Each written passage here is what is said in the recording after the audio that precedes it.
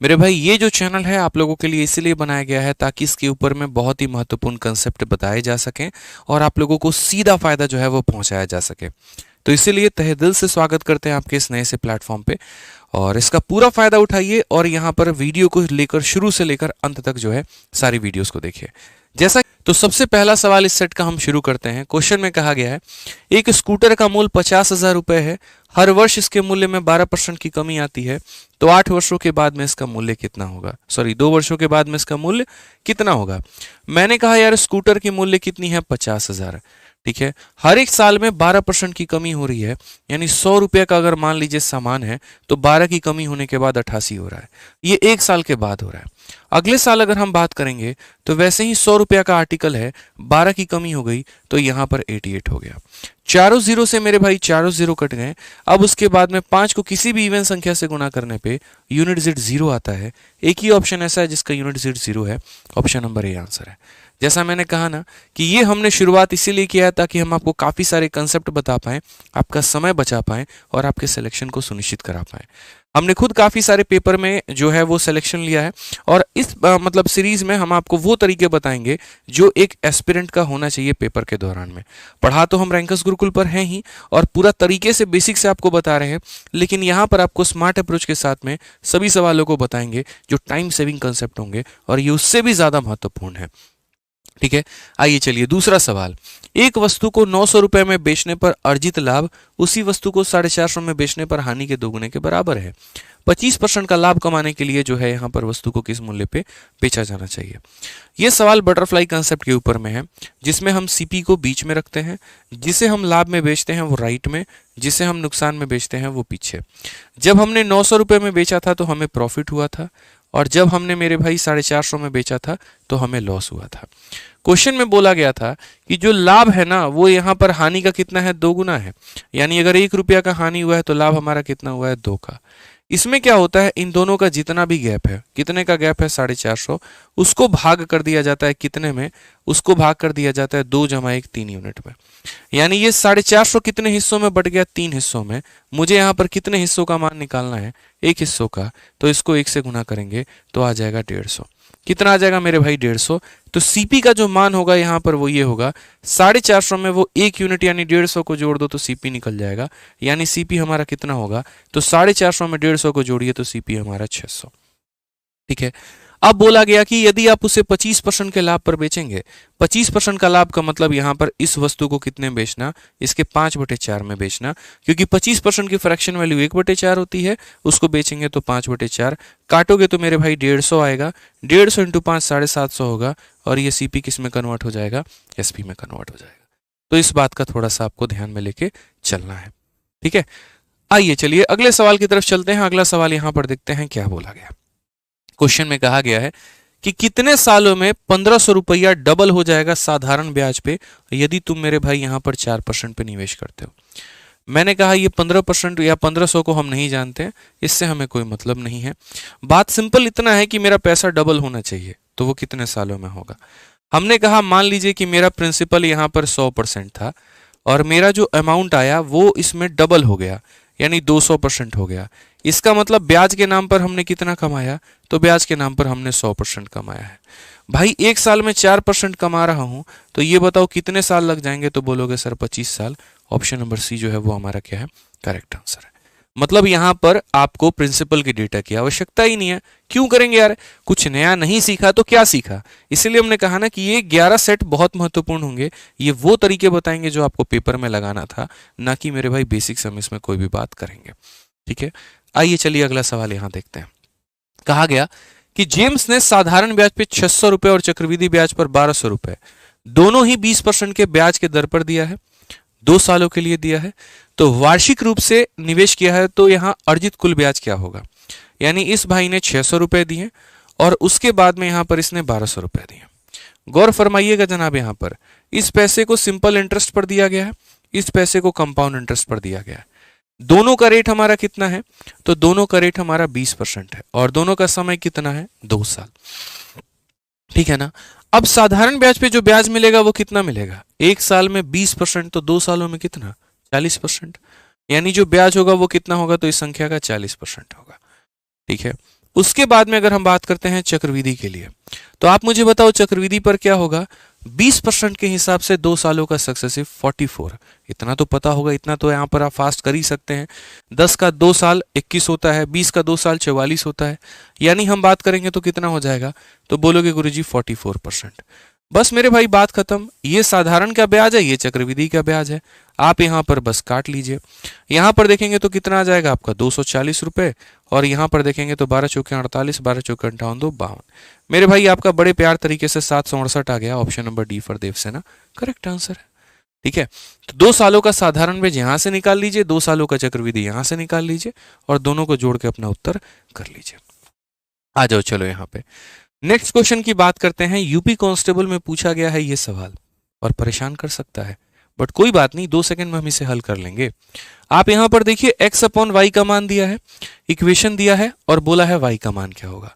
जिसके सामने जो होता है वही उसका मान होता है। तो अगर x के सामने 4 है और y के सामने 5 है तो वही उसका मान होगा। तो 7 इंटू 4 हमारा कितना होना चाहिए, 28 होना चाहिए। उसके बाद में यहाँ पर 6 इंटू 5 कितना होना चाहिए, 30 होना चाहिए। कुल मिलाकर मेरे भाई कितना आएगा, तो 58 आएगा। कितना आएगा मेरे भाई, तो 58 आएगा। बट हमने यहाँ क्या देखा, यहाँ तो 58 का आधा दिया गया है, कितना, 29। इसका मतलब जो वैल्यू भी है तो वो क्या होगी, आधी। तो 4 का आधा हो जाएगा 2, 5 का आधा हो जाएगा 2.5। गौर से देखो किसका मान पूछा गया, y का, तो y का मान क्या होगा, 2.5। ऑप्शन नंबर ए आंसर है। ठीक है, पसंद आए तो वीडियो को सब्सक्राइब करने से पीछे नहीं हटना है, क्योंकि आपको नोटिफिकेशन तभी मिलेगा जब आप चैनल को सब्सक्राइब करोगे।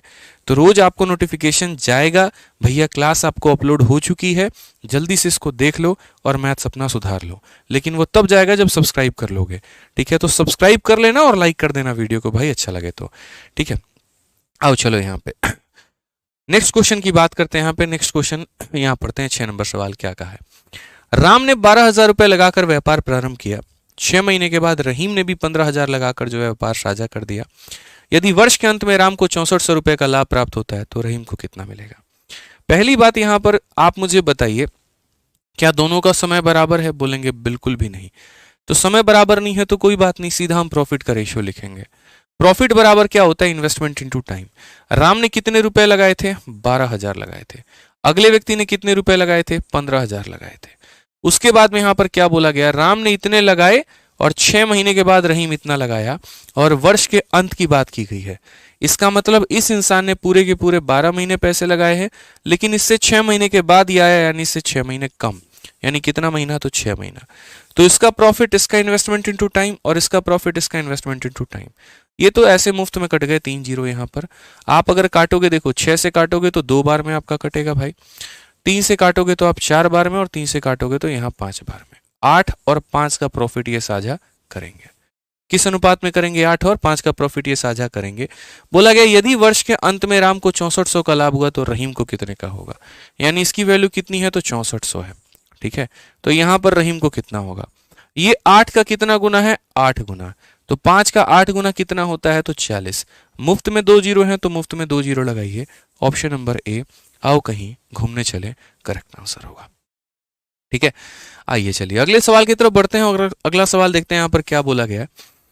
बोला गया कि सर 6 क्रमागत विषम संख्याओं का जो औसत है वो तो हमारा 68 है।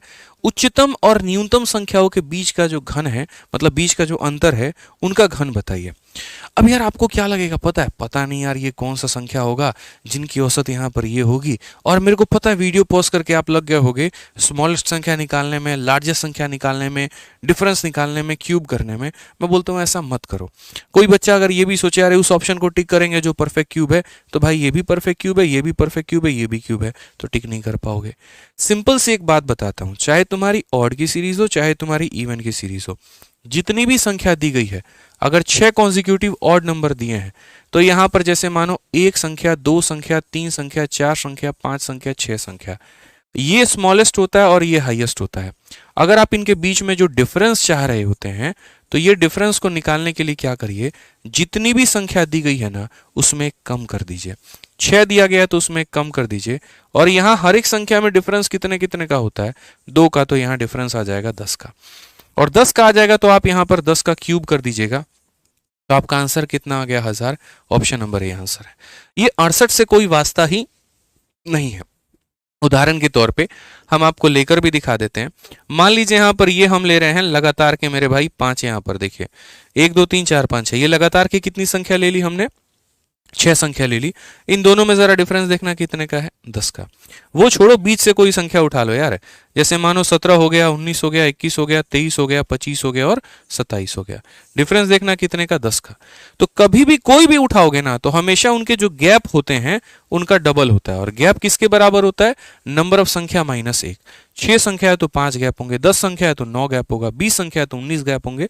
ठीक है, तो यहां पर गैप निकाल दो, ये गैप था, उसका डबल कर दिया तो ये डिफरेंस आ गया, उसी का क्यूब करना था, उत्तर हमारा आ गया। ठीक है, आओ चलो, ये थोड़ा सा परेशान हो सकता है आपको कर दे, बट मैंने क्या कहा, परेशान नहीं होना है। पढ़िए सवाल को, क्या बोला गया है। एक मजदूर m मिनट में x वस्तुओं का निर्माण करता है तो आधे घंटे में वह कितनी वस्तुएं बनाएगा। आधे घंटे में वह कितनी वस्तुएं बनाएगा। मैंने कहा यार कितनी वस्तुएं तुमने बनाई है x, और कितने मिनट में बनाई है तो तुमने m मिनट में बनाई है। आधे घंटे का मतलब 30 मिनट में तुम कितना बनाओगे, 30x upon m। Option number जो सी है वो करेक्ट आंसर। बड़ा सिंपल लॉजिक है यार, इतना बना रहे हो इतने मिनट में, तो 30 मिनट में कितना बनाओगे, तो इंटू 30। बोलते हैं ना, जितना दिया गया होता है उससे भाग करना होता है, और जो पता करना होता है उससे गुना करना होता है। सिंपल सी बात है यार। आइए चलिए 9 नंबर सवाल देखते हैं क्या बोला गया। कविता, सविता, बबीता 5, 8 और 2 के गति से जो है वो पी क्यू के तक चल रही हैं, और सभी द्वारा क्यू तक पहुंचने में लगने वाला समय का अनुपात क्या होगा। मतलब यहां पर क्या है, ये एक पर्सन है, ये पर्सन है, ये मतलब 3 लोग हैं यहाँ पे इस मंडली में, इनको एक पर्टिकुलर डिस्टेंस पे जाना है। ठीक है, बोला गया यहां पर स्पीड का अनुपात दिया गया है इतना है, तो बताओ टाइम का अनुपात कितना होगा।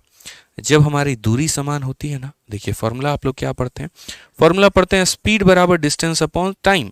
तो जब हमारी दूरी समान होती है तो स्पीड का उल्टा कौन होता है, टाइम होता है। यानी इन रेशियोज के उल्टा करने हैं। अब मेरे को पता है आप लोग यहाँ पर क्या करोगे, जो जनरल आप लोगों का तरीका होता है वो ये बोलते हो, सर स्पीड का रेशियो है 5, 8 और 2, तो टाइम का क्या होगा, इसका उल्टा। तो आप यहाँ पर एलसीएम लोगे, डिवाइड करोगे, इसको ढक के इसे मल्टीप्लाई करोगे। दुनिया के ये सारे नौटंकी बंद करो भाई मेरे। जब भी उल्टा करना होता है ना तो जरूरी नहीं है तीसरे वाले को ध्यान देना। आप इन दो को देखो, 5 और 8 है ना, तो 5 और 8 का उल्टा कितना होता है, 8, 5। Option number B answer. बाकी किसी में 8, 5 का रेशियो नहीं बन रहा है। क्यों इतनी मेहनत करे यार, अगर मेरे 2 ऑप्शंस में होते फिर मैं 8, 2 का उल्टा 2, 8 देखता। अगर मेरी किस्मत इतनी खराब होती कि वो भी मिल जाते, फिर मैं 5, 2 का उल्टा 2 और 5 का देखता। समझ रहे हो बात को लेकर। तो ये सारी बातें देखनी है। हालांकि फिर भी अगर आपका दिल कर रहा है कि नहीं भैया हमको तो बेसिक से ही जाना है, तो यहां पर ऐसा होता है जब भी रेशियोज के उल्टा करते हैं इसे ढकिए, तो 8 इंटू 2 कितना आ जाएगा, 16। फिर उसके बाद यहाँ 8 को ढकिए, 5 इंटू 2 कितना आ जाएगा, 8। फिर उसके बाद इसको ढकिए, 5 इंटू 8 कितना हो जाएगा, 40। काट लीजिए जनाब, यहाँ पर आप 2 से काटेंगे 8 बार में, इसे काटेंगे 5 बार में, इसे काटेंगे 20 बार में, तब भी आपका वही रेशियो आएगा। ठीक है, तो क्यों जाना हर किसी को भाई, उल्टा होने का मतलब ए बी का उल्टा बी ए बी तो होता है, और फॉलो कर रहा था ना ऑप्शन नंबर बी, तो टिक क्यों नहीं किया। ऐसे ही पेपर में लगाना, नहीं तो बड़ी दिक्कत आएगी। अब यहां देखो क्वेश्चन में क्या बोला गया। इस क्वेश्चन में कहा गया कि 4 घंटे में एक नाव धारा के साथ में 12 किलोमीटर चलती है। समान समय में धारा के विपरीत जो है यहां पर वो चल रही है 6 किलोमीटर की दूरी। शांत जल में नाव की गति। आप ये बताइए, धारा के आप साथ चल रहे हैं तो कौन सी स्पीड निकलेगी, x प्लस वाई। विपरीत चल रहे हैं कौन सी स्पीड निकलेगी, x माइनस वाई। तो जब आप साथ चले तो वो वाली स्पीड ये थी, जब आप विपरीत चले तो वो ये स्पीड थी। स्पीड बराबर क्या होता है, तो स्पीड बराबर डिस्टेंस अपॉन टाइम होता है, यानी 12/4। 12/4 का मतलब कितना हो जाएगा, 3। और विपरीत चलने का मतलब यहां पर क्या होता है, डिस्टेंस अपॉन टाइम होता है 4/6, यानी ये कितना हो जाएगा, 1.5। आपको यहां पर क्या करना है, तो आपको यहां पर जो है y का मान निकालना है। 1000 बार बोला है, x का मान निकालना हो जोड़कर आधा करो, और y का मान निकालना हो तो क्या करो, घटाकर आधा करो। 3 में से घटा दो 1.5, और 1.5 का मेरे भाई क्या करो यहां पर आधा। ठीक है, बोला गया ना नाव की गति निकालनी है, तो नाव की गति निकालनी है तो हम यहां पर क्या करेंगे, x का मान निकालेंगे, और x का मान निकालने के लिए क्या करेंगे, जोड़कर आधा। 4.5 का आधा हमारा कितना हो जाएगा, 2.25। ऑप्शन नंबर ये हमारा उत्तर है। ठीक है, बहुत परफेक्ट बाबू। आ जाओ नेक्स्ट क्वेश्चन, यहां पर देखो क्या बोला गया। बोला गया वह छोटी से छोटी संख्या ज्ञात करिए जिसके द्वारा 1200 को पूर्ण वर्ग बनाने में किससे गुना किया जा सके। मतलब हम आपको ये ऑप्शन दे रहे हैं और बोले भैया इसको किससे मल्टीप्लाई तुम करोगे कि ये परफेक्ट स्क्वायर बन जाए। सीधा ऑप्शन नंबर बी आंसर है। बोलोगे कैसे, अरे यार एक बात बताओ ना भाई, सुनो, ये तुम्हारा डबल जीरो का मतलब 100, ये परफेक्ट स्क्वायर है। ये 12 को गुना करके क्या बना देना है, परफेक्ट स्क्वायर। और 12 इंटू 3 तुम्हारा कितना होता है, 36, जो कि अपने आप में परफेक्ट स्क्वायर है। बोलोगे नहीं सर छोटी बोला था, आप सीधा 3 कैसे उठा लिए। अरे 12 इंटू 2 देखो 24, हुआ नहीं हुआ ना, तो इसके बाद में यहां पर 3 ही को तो उठाएंगे ना। उस पर मामला नहीं बनता तो किसी और पर भी ट्राई करते हैं, ठीक है। बट जब मामला अपना यहीं पर सेट हो गया तो क्यों किसी और पे ट्राई करें, नहीं करेंगे, ठीक है। आइए चलिए नेक्स्ट क्वेश्चन, यही वाले अप्रोच आप लोगों को सीखने हैं, ठीक है। मैं हमेशा क्यों कहता हूं, देखो मैथ्स में जब भी हमने अपने पेपर्स को सॉल्व किया, हमने बहुत कम समय के अंदर में पेपर को उड़ाया है। CHSL का पेपर हमने 9 से 11 मिनट के अंदर में खत्म कर दिया था, सिर्फ मैथ्स की बात कर रहा हूँ। बाकी 51 मिनट के अंदर में हमने बाकी सब्जेक्ट खत्म किए। तो वो जो मेरी एक एक्स्ट्रा स्पीड थी ना, उसने मेरे बाकी पेपर्स को समय में हल करने में मेरी काफी मदद की। आज के समय मेरी सोच भी यही रहती है कि मैं बच्चे के अंदर वही कंसेप्ट डालूं और यहाँ पर उस तरीके से वो सीखे भी, उसको कंसेप्ट भी बताओ। यार मैं कितने बेसिक से पढ़ा रहा हूँ, सोचो रैंकर्स गुरुकुल वाले चैनल पे। यहाँ पर मैं आपको क्या सिखा रहा हूँ, पेपर में अटेम्प्ट कैसे करना है, और वो चीज़ आपके खून में मुझे डालना है तो डालना है। तभी आप वो अप्रोच लगाएंगे, तभी आपका सिलेक्शन होगा, तभी आपके पूरे नंबर आएंगे, और तभी आप बाकी सेक्शंस में बढ़िया से अटेम्प्ट कर पाएंगे। और वो सीखिए आप लोग, पूरे 11 सेट आप लोग देखिएगा तो आपका फायदा होगा। इसीलिए कहा था सब्सक्राइब कर लेना चैनल को। आइए, नहीं करोगे तो उनका फायदा होगा जो जुड़े हुए हैं, वो आपसे ज्यादा नंबर लेकर आ पाएंगे, तो इस बात का ध्यान रखिए। आइए, दो संख्याओं का महत्तम समावर्तक 16 है, उनका गुणनफल इतना है, लघुत्तम समावर्तक कितना होगा। भैया दो संख्याओं का जो प्रोडक्ट होता है वो बराबर होता है हमारे HCF इंटू LCM के। उनका जो प्रोडक्ट बोला गया है वो कितना है, तो बोला गया है 6400। हाईएस्ट कॉमन फैक्टर बोला गया है 16, तो यहां पर LCM कितना होगा, तो सीधा काटोगे तो कितना आ जाएगा, 400। ये तो छोटा मोटा सवाल था, एहसान किया इस सवाल ने, बस और कुछ नहीं, ठीक है। अब आ जाओ, ये वाला सवाल है ना यार, आजकल बहुत ट्रेंडिंग में है, और आजकल इतना ट्रेंडिंग में है ना, लेकिन मैं आज आपको इसको शॉर्टकट बता रहा हूं कि आप इसको कैसे हल कर सकते हैं काफी कम समय के अंदर में। मतलब एक ही तरह की संख्या, पहले उसको 10 से भाग किया, फिर और 10 से भाग किया, फिर और 10 से भाग किया, फिर और 10 से भाग किया, और ये सीरीज कंटिन्यू होती चली गई। और बोला गया बताओ यहां पर, अब लोग क्या करते हैं, इसको एकदम ऐसे करेंगे 113, फिर उसके बाद 11.3, 1.13। तो भैया ऐसे तो कभी नहीं हो पाएगा, कांस्टेबल क्या कुछ नहीं लग पाओगे, ऐसे फायदा नहीं है। जो हम ट्रिक बता रहे हैं, जो हम तरीका बता रहे हैं, आप उस पर फोकस करो, आराम से मेरे भाई होगा। आप यहां पर देखिए, सबसे पहले उठाइएगा 3, तो आप यहां रखेंगे 3, ठीक है। पहली बार में सिर्फ एक संख्या आपको लेनी है, वो आप ले चुके हैं। अब दूसरी बार में आप दो संख्या को लेंगे, 1 + 3 हमारा कितना हो जाएगा, 4। तीसरी बार में आप तीन संख्या को लेंगे, 1, 1 और 3, वो हो जाएगा हमारा 5। उसके बाद में आप यहां पर 1, 1, 1 और मेरे भाई 3, तो ये कितना हो जाएगा हमारा 5। 0.5543 यहां पर किस ऑप्शन में है, इसी में है, तो बाकी को क्यों चेक करना, बात खत्म। तो एक बार में एक संख्या जो कि 3, अगली बार में मेरे भाई यहां पर दो संख्या जो कि हो गई 4, अगली बार में तीन संख्या 1, उसके बाद में 1 और उसके बाद में यहां पर 3, तो हो गया हमारा 5, और अगली बार में 4 संख्या यहां पर उठाया और चारों को जोड़ के रख दिया, खेल खत्म यहां पे, ठीक है। जैसे जैसे बढ़ते चलेंगे वैसे वैसे डिजिट्स बढ़ाते चलेंगे। आइए, इस क्वेश्चन में कहा गया है n का मान कितना होगा। अब ये सारे 3 के ही कहीं ना कहीं पावर दिख रहे हैं, कैसे हल करेंगे, तो जैसे यहां पर 9 है, तो 9 का मतलब 3 का पावर 2n होता है, ये हमारा 3 का पावर 5 होता है, ये हमारा 3 का क्यूब होता है, तो यहां पर क्यूब आएगा तो 3 इंटू 3 कितना हो जाएगा, 9 हो जाएगा। यहां पर बात करेंगे 3 के एक पावर होंगे, यहां बात करेंगे 3 के, ये 4 है, 4 इंटू 4 कितना, 16, और ये बराबर आ रहा है किसके, 3 के क्यूब के। यहाँ पे ओवरऑल अगर हम बात करेंगे तो बस यहां पर 3 आना चाहिए, मतलब ये ऊपर सारा मामला सेट होने के बाद में 3 आना चाहिए पावर में। यानी अगर हम बात करेंगे तो हम बोलेंगे सर 3 का पावर देखो, 9 और 5 हो गया 14, और 16 और 1 हो गया मेरे भाई 17। समझ रहे हो बात को लेकर, तो आप यहां पर क्या बोलोगे, बोलोगे सर 14 में से आप 17 निकाल दीजिए, कितना बचेगा, -3। फिर से रिपीट कर रहा हूं, 14 में से 17 निकाल दो, 14 - 17, तो 14 - 17 -3, यानी बोलोगे यहां पर सर ये -3 बराबर हो जाएगा किसके, इतने के, यानी ऊपर वाली वैल्यू हमारी 3 के बराबर होगी। तो अगर 2n - 3 जो होगा वो हमारा 3 के बराबर में होगा, तो यहाँ पर 2n का मान कितना हो जाएगा, 6, तो n का मान कितना हो जाएगा, 3 हो जाएगा। कौन सा ऑप्शन है, तो ऑप्शन नंबर सी, चलो कहीं घूमने चले, करेक्ट आंसर, ठीक है। आइए, लास्ट क्वेश्चन आपका 15 सवालों का ये बड़ा प्यारा सेट हमने आपके लिए क्रिएट किया था, और ये लास्ट क्वेश्चन है, देखिए, सीखिए, समझिए क्या बोला गया है। कहा गया है कि एक आयताकार भूखंड की लंबाई और इसकी चौड़ाई से मेरे भाई 3 गुनी है, भूखंड का क्षेत्रफल इतना वर्ग मीटर है, तो इसका परिमाप कितना होगा। मतलब कोई ऐसा टुकड़ा है, ठीक है, इसकी जो लंबाई है चौड़ाई की 3 गुनी है, तो अगर ये x है तो ये कितना है, 3x है। तो बोला गया यहाँ पर इसका जो क्षेत्रफल है वो 768 है, तो 3x स्क्वायर का मान हमारा कितना है, तो 768 है। तो यहाँ से x स्क्वायर का मान अगर हम निकालेंगे तो बोलेंगे सर यहाँ पर जो हो जाएगा वो 256, तो x का मान हमारा कितना होगा, तो x का मान हमारा 16 हो जाएगा। अब x का मान अगर 16 हो जाएगा तो परिमाप पूछा गया है। परिमाप का मतलब यहाँ पर क्या होता है, 2 इंटू लेंथ प्लस ब्रेथ, यानी हमारा हो जाएगा 4x।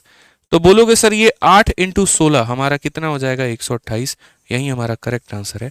ऑप्शन नंबर जो सी होगा बिल्कुल हमारा सही उत्तर होगा। कौन सा ऑप्शन होगा, तो ऑप्शन नंबर सी जो होगा वो हमारा बिल्कुल सही उत्तर होगा। हालांकि एक और चीज हम आपको यहाँ पर बता दें कि जैसे आपका यहाँ पर ऑप्शन आया था ना, तो आप यहाँ पर परिमाप पर पूरा काम करते भी नहीं, आप यहाँ पर एक और शॉर्ट काम कर सकते थे। आपने जब यहाँ पर देखा ना कि x का मान हमारा 16 आया है, तो मेरे भाई x का मान 16 आया है, तो 16 को जब भी x से गुना करोगे तो वो 16 का ही मल्टीपल होगा। यानी अपने ऑप्शंस को आप 16 से डिवाइड करके देखते, सिर्फ आपका एक ही ऑप्शन करता सी, तो आप ऐसे भी टिक कर लेते। क्योंकि कई बार ऐसी कहानी होती है, पता नहीं ये कितना है, क्या वैल्यूज रहे। मानो यहाँ पर ऐसा होता 119x और 113x, उस केस में क्या 16 को उतने से गुना करते, नहीं, जो मल्टीपल होता उसी को टिक करते और आंसर लेकर आते। कई जगह पर ऐसे अप्रोच आपको सिलेक्शन दिलाते हैं, और नहीं आए तो रिजेक्शन में भी बदल देते हैं, तो ध्यान रखना है। अब आपको क्या करना है, वीडियो कैसी लगी, पहली वीडियो है तो कमेंट बॉक्स में जरूर बताना है, और हमारी हिम्मत बढ़ानी है, हमें भी मोटिवेट करना है कि नहीं सर आप हमें 11 की 11 वीडियो दीजिए। नहीं तो क्या होता है भाई, आप लोगों की तरफ से सपोर्ट नहीं मिलता है ना, तो अपनी ये जो हिम्मत है भाई वो टूट जाती है। बहुत मेहनत लगता है ऐसे कंटेंट बनाने में, क्वेश्चंस को ढूंढ के लेके आने में, उनको रिकॉर्ड करने में, पब्लिश करने में, सही समय का ध्यान रखने में, ठीक है। तो हमारी जो हिम्मत होती है वो आप लोगों से ही बढ़ती है, आपके लाइक से, आपके सपोर्ट से, आपके सब्सक्राइब से, आपके कमेंट से। तो वो हिम्मत मुझे मिलेगी तभी जब आप लोग इस वीडियो के अंदर में बड़े प्यारे प्यारे कमेंट लिखोगे, सब्सक्राइब करोगे, शेयर करोगे, ठीक है। तभी दूसरी वीडियो हम लोग लेकर आएंगे, फिर उसके बाद तीसरी लेकर आएंगे, फिर ऐसे कर करके ये सीरीज चलाएंगे। तो कैसा लगा जरूर बताइएगा, बाकी मिलेंगे अगले वीडियो में। आज के लिए दोस्तों इतना ही, बहुत बहुत धन्यवाद, थैंक यू।